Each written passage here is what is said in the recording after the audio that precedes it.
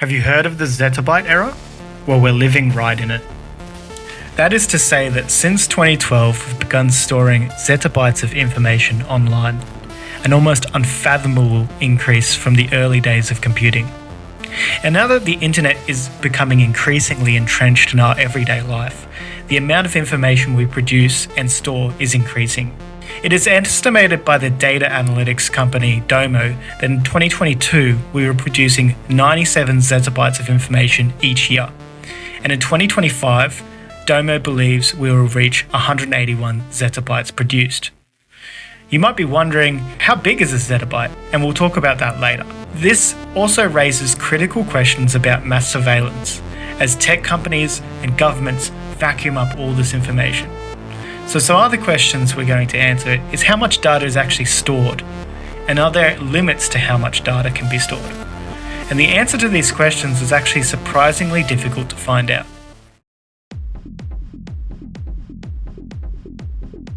To start, I want to tell you a little bit about why I chose to make a video on this subject. I've been researching a book on real conspiracies, and you can check out some of my writing here at my website. One chapter focuses on mass surveillance, and in particular I look at the East German state police, the Stasi. Many historians and scholars consider the Stasi to have created one of the most sophisticated and encompassing pre-internet surveillance states. They endlessly followed people. They secretly placed recording devices inside apartments. They had friends and families and neighbours ratting on each other. And if you were unlucky enough to be interrogated by them, they had you sit on a special pillow which was then stored as a smell sample.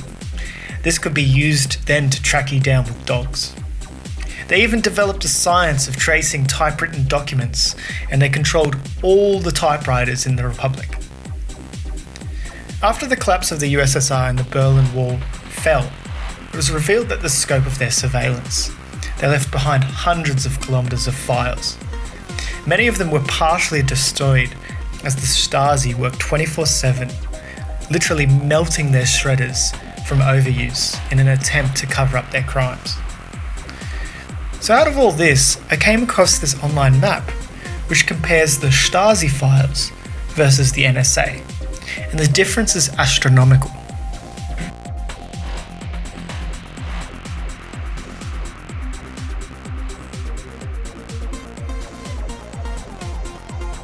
I saw this term, a zettabyte, and it was hard to fathom the size of such a thing. And then once I started to research the scale of an exabyte and a zettabyte, I started to come across a lot of conflicting information about data storage. For example, I found this scale here, which claimed that the NSA was building a Yottabyte data center. A lot of this reporting is around the early 2010s. This is the WikiLeaks era that I grew up in, where the news was continually reporting about mass surveillance, and the public was really concerned with data capture and government oversight. So the question I had was, did the NSA ever build this Yottabyte data center? And the short answer is no. And actually the media fell well short of their predictions. The NSA data center in Utah is likely only several zettabytes, which is still a massive amount, as you can see. But each step on the byte scale is 1,000. This type of reporting then is laughably wrong. And one data scientist I read compared it to like reporting that we'd discovered a kilometre-long snake found in the jungles of the Amazon, and only later to clarify it was actually a metre-long snake. So out of this reporting, I decided to create a comparative scale of bytes. See, it's easy for me to tell you that 1 zettabyte of information is equal to 1 trillion gigabytes. But to truly understand what this means, I have to give you several examples of how this might look like in various forms of media. For example, in text, which is information light, or music, or video, or the human mind, or even DNA storage. Finally, at the end of this video, when we reach a yottabyte of information, I will look at if it's even physically possible with the current technology we have today to store that amount of information, and what type of technology we may actually need for this to occur. Before we begin, let's just clarify some basics about computer storage. In decimal systems, we measure units in thousands, for example 1,000, 10,000 or 100,000. Computers and electronic systems were created to operate using a system called binary code, and that uses two symbols, which can be then used to create complex messages. We commonly depict this as 0 and 1. Binary code systems prefer measuring in units of 2. For example, 2 to the power of 10 equals 1024. If you open up your computer right now, you'll most commonly find that your storage system is something like 512 gigabytes. So that's 2 to the power of 9. Since the public is more used to decimal systems, when advertisers sell electronics, they often round to 500 or 1,000 when they're talking about storage. Some computer scientists have introduced the term Kibibyte where they refer to 1024 bytes, but this term really hasn't caught on. In this video, I'm going to be using the decimal system. And one last thing to remember is that data compression can actually store up to 50% or more of its original size. This is a byte. How much information can a modern byte store? It's one single Latin character. A kilobyte, that is 1,000 bytes, hence the prefix kilo. A kilobyte stores roughly a page of text, or around 250 words. Next is megabyte. That is 1,000 kilobytes. 1 megabyte equals to roughly 1 minute of MP3 music. A high quality digital picture is about 2 to 5 megabytes. In 1956, the IBM computer 305 Ramek was the first commercial computer and held 3.75 megabytes. It weighed over 1 ton. It cost in today's equivalent 35,800 American dollars. A floppy disk holds 1.44 megabytes. A large book, such as Charles Dickens' Great Expectations, is close to 1 megabyte. Next is gigabyte. That is 1,000 megabytes, or 1 million kilobytes. A gigabyte is 230 songs, or roughly 20 albums, and that equals to around 16 hours of music. The largest video game, Ark: Survival Evolved, is 275 gigabytes. A DVD is around 4 to 8 gigabytes. A CD holds 700 megabytes or 0.7 of a gigabyte. Depending on storage methods, the human genome can range from 700 megabytes to 200 gigabytes. In text, a gigabyte is roughly 1,600 books. Next is a terabyte. That is 1,000 gigabytes or 1 million megabytes. A terabyte is 17,000 hours of music or 708 days. It's also 500 hours of movies or 310,000 photos or 212 DVDs. Common consumer hard drives now hold between 1 to 4 terabytes. The largest selling game console, the PS2, which was released in the year 2000, had an 8 megabyte external storage system. This is compared to the modern PS5, which holds 825 gigabytes of storage when it was released in 2020. A terabyte is roughly 132,000 books. You would need 400 terabytes to hold all of the books ever written in every language. East Germany's state police, commonly known as the Stasi, created what is considered the most encompassing surveillance states that existed before the internet. East Germany gathered vast amounts of information on everyday people, and when it collapsed, citizens discovered a vast filing system that equaled almost 111 kilometers. Much of this was left behind in tens of thousands of sacks that contained shredded documents, up to 100 tons. All of this documentation, photos, audio recordings, and lengthy reports written by hundreds of thousands of informers. This likely equated to only 39 terabytes of information. Next is the petabyte, which is 1,000 terabytes or 1 million gigabytes. A petabyte would hold 100 million songs. That equates to 8,000 years of non-stop music. A petabyte could hold 256 million photos. That's enough to give every person in Indonesia 1,000 HD photos. A petabyte could hold 500,000 hours of HD video. That's equal to 57 years of continuous HD video. Some scientists estimate that the human brain contains around 2.5 petabyte of storage. In 2008, Yahoo built a 2 petabyte database. A petabyte holds 500 million books. To compare, the world's largest library, the US Library of Congress, contains 25 million books and 143 million other items. Next is an exabyte. That is 1,000 petabyte, 1,000,000 terabyte, or 1,000,000,000 gigabyte. 1 exabyte could store 1 trillion songs. That's enough music to play continuously for 570,000 years. In 2017, using a novel method of DNA data storage, Columbia University found that they could encode 215 petabytes per gram of DNA. An exabyte could hold 250 billion high-resolution photos. That's enough to give every person on Earth 31,000 photos each. At the end of 2021, CERN, who's responsible for the Large Hadron Collider, had 380 petabytes of data stored.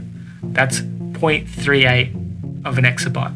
In 2014, Facebook claimed that it had a 300 petabyte data storage facility called the Hive. It is estimated that 161 exabytes of new data were created online in 2007. Some data analysts estimate that as of 2023, YouTube has at least 1 exabyte of storage.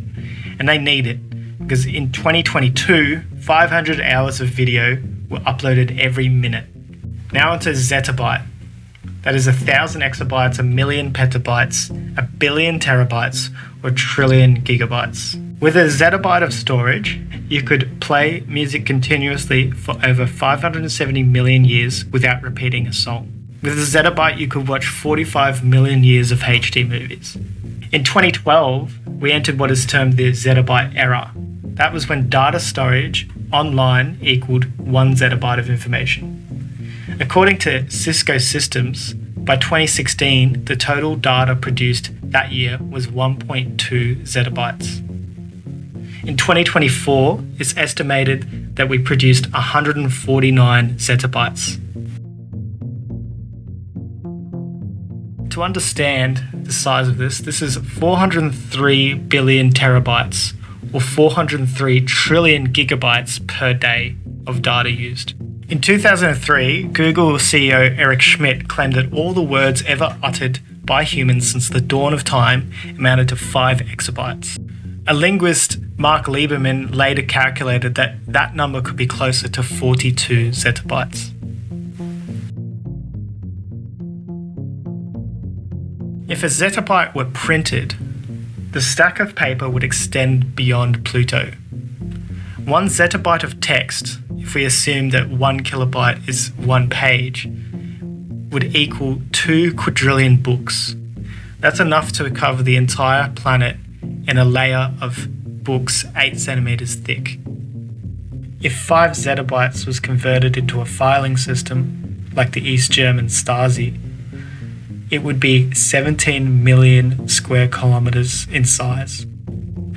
That's a filing system a little bit bigger than the size of Australia. Now we're reaching the Yottabyte. And just an aside, I think that people actually created it because they can say, that's a lot of bytes.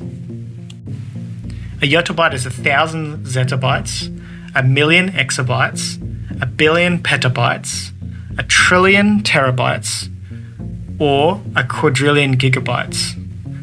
That's a 1 with 18 zeros behind it, reaching a level that now defies human scales. The amount of data created has been in an exponential rise, although the amount captured and processed is actually a tiny fraction of what is consumed and created. In 2000, the internet was beginning to take hold in society, and global traffic per month was at roughly 75,000 gigabytes per year. we now consume 5,247 times that amount per second. That's more than 13.8 billion the rate of the year 2000. If we calculate that in minutes, that's a whopping 280 million terabytes of information created per minute. When we think about data storage, another factor we have to consider is the potential energy consumption. Already data centers use up 1.2% of the global energy, and many believe that this actually will rise to 8% in the next decades as the internet continues to be a part of our daily lives. Big technology companies and governments are working hard to create storage facilities that can process and store this essentially fire hose of data. In the early 2010s, it was rumored that the US NSA was actually building a Yottabyte data center, but that has since proven to fall well below the expectations, and many consider that it's likely about 3 to 12 exabytes instead. In China, the largest data center is the China Telecom Inner Mongolia Information Park, built a decade later in 2023, and it's almost 10 times larger than the one owned by NSA, at around 1 million square meters. Many consider that this probably potentially holds tens of zettabytes of data. More data centers are on the way, but the physical cost and other harder limits are going to soon be reached. Can we actually store a yottabyte? Well, it will actually be physically impossible to store one. This is to do with things like physical space, the energy required, and the cooling required, as data centers also produce a significant amount of heat. All this means that there are significant challenges when we talk about storing a yottabyte. Current data centers tend to use racks of terabyte hard drives. So you'll see a whole row of 20 terabyte hard drives organized into a rack that might store a petabyte in a meter square. If we extrapolate what's required to store a yottabyte, then we come into significant challenges. 1 yottabyte is 1 quintillion terabytes. That means if you were using a 20 terabyte hard drive, you need 50 trillion of them. You don't really need to be an economist to see then that both the physical costs involved and the resources required are impossible. Even if you were to make such an amount, the space required means that your data center would probably be about 1,000 kilometers squared. That's the size of Lebanon or Jamaica, just for a data center. On top of this, then you'd need power. Assuming that you 100 petabyte storage facility uses 10 megawatts of power, you'd need 10 terawatts. That's almost half of what the world used in 2022. We use human minds as a scale, which I said earlier in the video, some scientists estimate could convert to around 2.5 petabytes of storage. A yottabyte then would need 400 million minds. If we were to put the entire human population into some matrix-like structure, we could then theoretically hold around 20 yottabytes. More exotic data storage methods, such as using DNA, which is 215 petabytes per gram, you need around 4.6 tons to store a yottabyte. I spent way too long researching this video, but so according to this unvalidated Reddit comment, the human body has about 250 grams of DNA. This means that you need around 18,000 humans to store a yottabyte. I really wish the Wachowski sisters didn't bend to their producers and actually make the whole point of the Matrix not about human lives as batteries, but rather as computer power and data storage. It actually makes way more sense. Anyway, ChatGPT tells me you need around 9.3 million humans to get enough usable DNA for data storage. But keep in mind it messes up all my calculations. So if you have plans to make a data storage center from human minds, I'd suggest doing your own research. The next measurement past the yottabyte was for some time informally called the Kilobyte, or the Brontobyte, after the Brontosaurus, to show its tremendous size. And if you Google or use AI, you'll tend to find that they tell you this. It was officially decided at the General Conference on Weights and Measurements in Paris in 2022 that the Ronabyte would be after the Yottabyte, and that's 1,000 yottabytes.